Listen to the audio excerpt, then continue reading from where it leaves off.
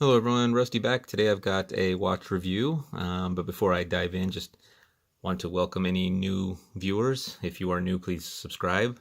I try to bring out content as often as I can. I do a lot of watches recently, it seems.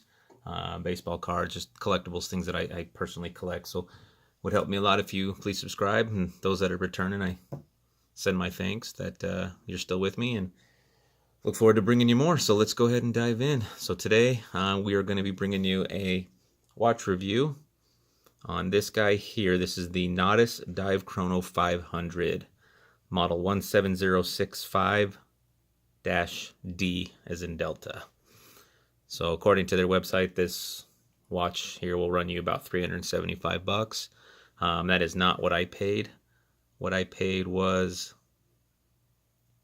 just the subscription fee for my Watch Gang subscription for the black tier. If you're not familiar with Watch Gang, I'll leave a link down at the bottom. You guys can research. Those of you that are, I got this back in, I believe it was October as part of my subscription. I'm just now getting to the review. Apologize, been a little backed up, but it's also given me ample time to really wear this out and about quite a few times, kind of get a good feel for it as I try to put it on the wrist as many times as I can before I do the review. So try to make it as accurate as possible for you guys. So I would do a wrist watch check, but this, you'll see, is empty because I've been wearing this one. So up until the time of the reviews, I typically give them one last go. Just if there's anything I want to add, anything that's different, just try to wear them all day. So literally took this one off to do the review. So you'll see I just have it on this little case here, so I'll be taking that off shortly. So just a couple things before we get in. First impressions are kind of the biggest, and but you'll see from my review back in, like I said, I believe it was October. If you haven't seen that, go check it out, kind of get some of my impressions out of the box. But even still, first impressions, as if this was something brand new for me. If you guys haven't seen it, just give you guys the rundown. But out of the box, you'll notice that the watch is very hefty. It is very big. A lot of it being how thick it is. You can see that's the helium release valve or the helium escape valve on that side, and we'll get more into that in a minute there. But the overall watch is pretty hefty. It's built well. It is solid. It was interesting to say the least. When I pulled it out of the box, I was not expecting it to be as weighty as it was. So you can kind of see it's really well constructed. It's a nice solid bracelet, both stainless steel, the case and the bracelet. The case itself just extremely solid, extremely thick.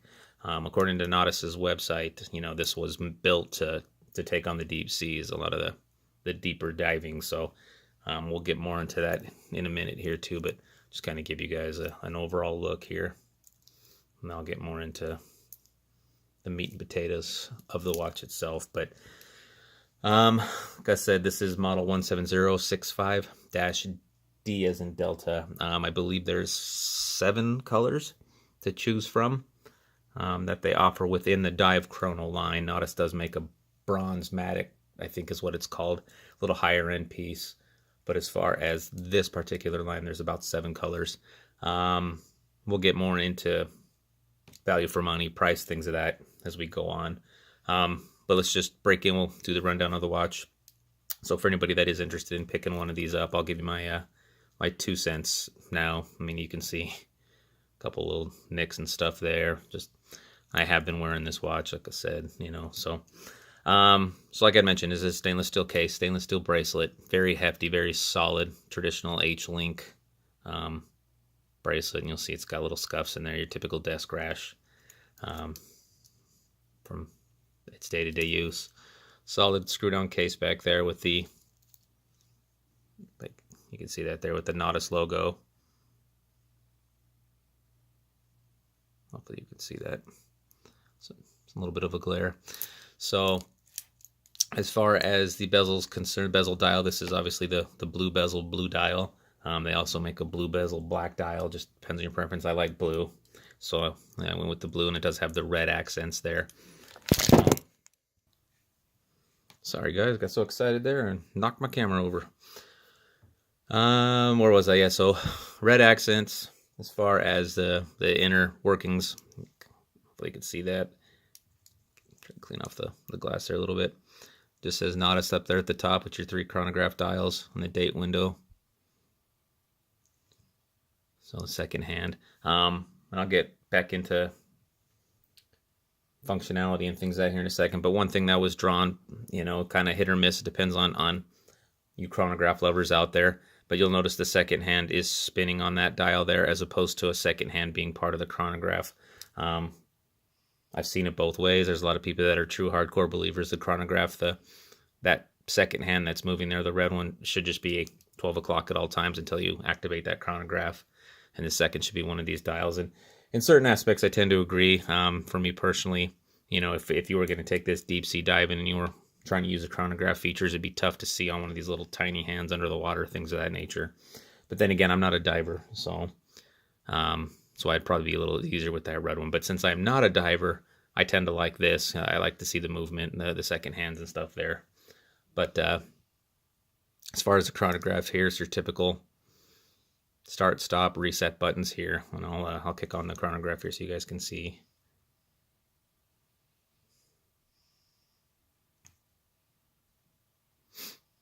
You'll see down there working at the bottom. So that's your start, stop, and then your reset. If I can hit it, there we go, it goes back up. As far as the crown, it is a screw down crown. Very hefty as far as a screw down crown.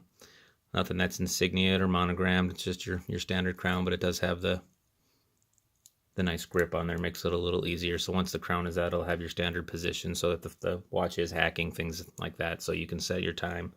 It'll stop your seconds, all that. The bezel itself, unidirectional. Give you guys a good listen here.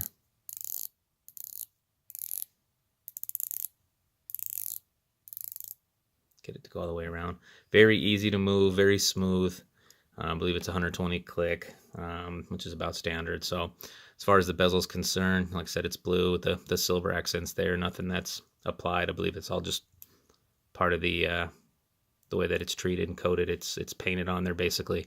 Nothing that's etched in or carved or anything over the top as far as that goes. As far as the hands and the indices, they are diamond cut and they are applied. So that's good to see. And each one of those is applied with the Swiss Super Luminova, I guess is what they call that. It does do pretty well in the dark. One of the things that I've noticed, it does pretty well, but after a few minutes it fades off pretty quick, so it's not as long lasting as I would like. But then again, you know, probably not out and about too much with the watch in the dark. So if that Lume is something that you guys are head over heels about, this may disappoint you. But then again, it could just be mine. So this review is just intended for my purposes to kind of share with you guys if anybody's interested in the watch. So I can't say that every watch is built the exact same. But as far as the movement is concerned, it's just Japanese Miyota movement. It is a quartz watch, so it does take a battery. So obviously the time of the watch is going to be about as accurate as it gets, being that it's quartz. So it's going to be right where you set it. So if you want to set it to the GMT time, then go ahead and set that. Sapphire crystal on the front. Water resistance on this watch is a 50 ATM. 500 meters, if you're not familiar, which equates to about 1,650 feet. So obviously built to go deep into the ocean, deep underwater, deep anywhere. I have not had it anywhere near there. I've probably only had it in a couple feet of water at best. I kind of baby my watches to an extent, as far as I don't take them in the water, I don't take them diving, things like that. I guess just many of us probably share that same fear that I'm going to have the one that'll leak or something to that effect. The typical scratches and wear-to-wear type stuff that you'll see around the watch is just from day-to-day abuse. So that's going to come standard, but anything that I can try to avoid subjecting it to, I do. And most of my watches, I do that as well.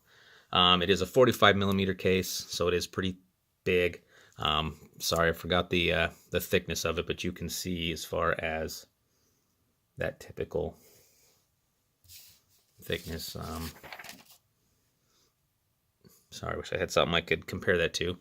But it is extremely thick, and I'll give you guys a wrist shot in a minute so you can see how thick that really is. And you'll see the, like I said, the helium escape valves on that side. So not going to get into what the helium escape valves, but just real quick, it's intended to release the helium so that if you are deep sea diving, it doesn't blow your watch up when you're coming back up.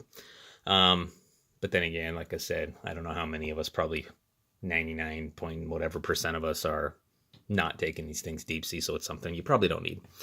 Nice to have, but then again, not needed. And a lot of that, I think that putting that in there accounts for a lot of the thickness of the watch, and so would probably slim it down a little bit if it wasn't part of it. But then obviously you'd probably lose some of the depth rating. We'll move around. Like I said, the bracelet here, it's got your solid end links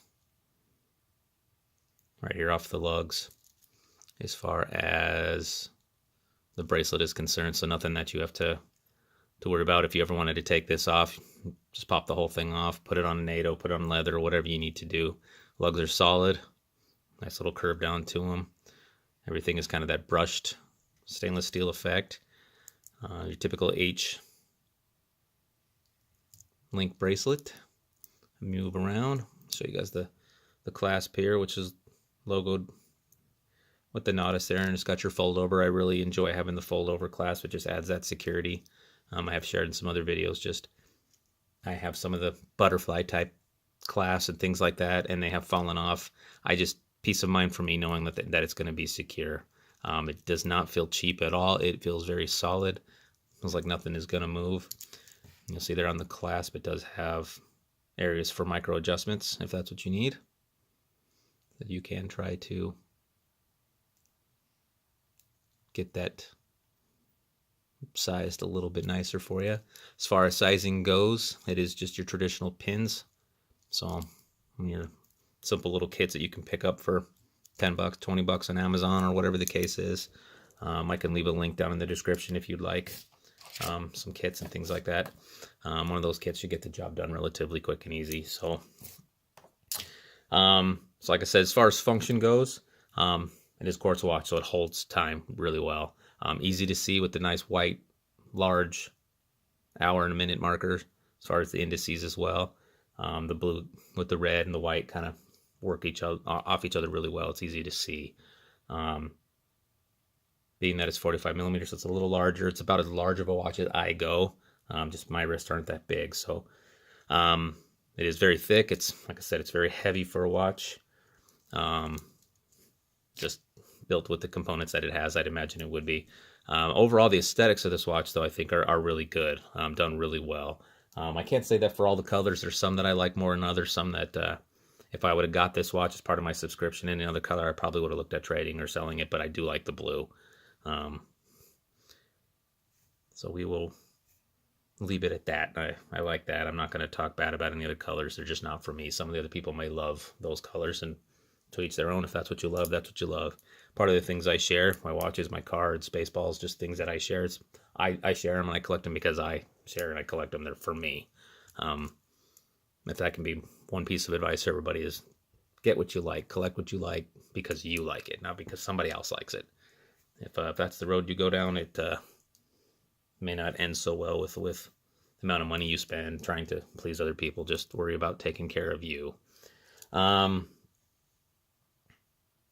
So as far as value for money, like I said, the watch itself on their website is $375 to buy directly from them. That's MSRP. I do think it's a little inflated for this watch. I think it does have a lot going for it, but $375, I don't know that I would pay that over the counter. You can find the watches cheaper elsewhere. You can find them on eBay. You can find them on Amazon. You can find them other places. A lot of them may be brand new in box still from people that are trying to sell them from the subscription. So if something you're interested in, it is a good watch for that. So value for money, I think you're getting a lot for what you pay for, but at the same rate, it depends on what you pay for. Like I said, I don't know that the value for $375 is here. Knowing that I only paid for my subscription is $100, the $99 subscription, well worth the $99, I believe, for this watch as far as the value for money is concerned. So it's up to you guys what price you want to pay, but I don't know that I'd probably pay any more than $150 for this watch, give or take, but that's just for me. Some negatives, some things that, yeah, if you want to call them negatives, just going back to the size and the weight. Like I said, this is a hefty watch. It is a big watch. I'll go ahead and pop it on the wrist real quick. So you'll see it on my wrist there. I'll try to give you that shot there. You can see how tall it sits above my wrist. It is a big, hefty watch.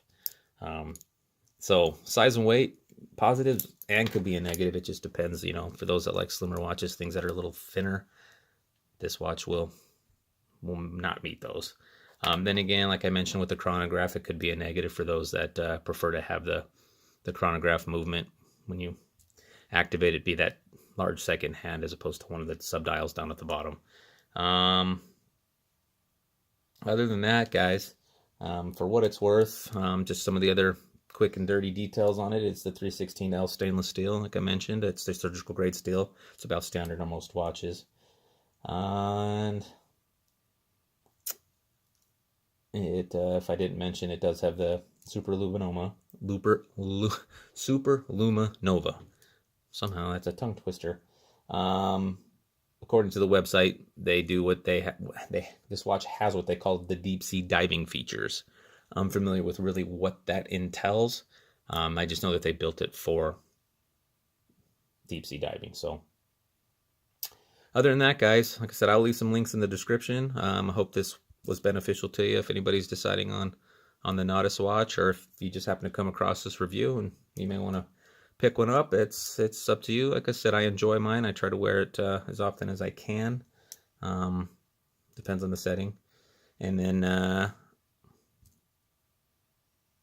if there's any other questions you guys have, anything that you may need to know about this particular watch, please leave a comment below. I'll try to answer them the best I can with the knowledge and experience I have with this watch.